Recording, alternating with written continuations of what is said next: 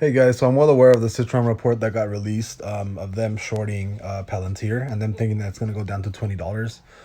I'm not scared at all just because I really like PLTR. I mean, there's no reason for anybody to start selling, at least if they're the ones that actually, if most of the people that actually invested in this are what is it called? Like most of it's retail, right? But I think, what is it called? When like institutions. There's a lot of institutional money in Palantir, and a lot of them wouldn't, short anything or close their positions, right? So I really doubt this will touch $20 again. There's just way too much bullish momentum.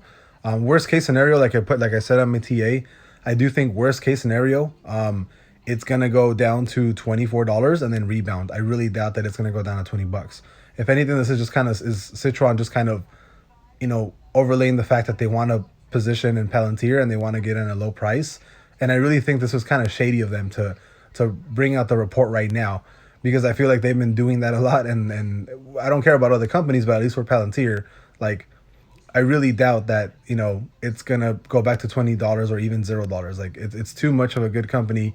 And as far as like Citron, they're kind of a piece of crap, right? Because they keep doing this all the time, and they're just kind of showing that they have some sort of bear power on their hands. But I mean, if you guys are swing trading or have options, I mean, that's completely fine.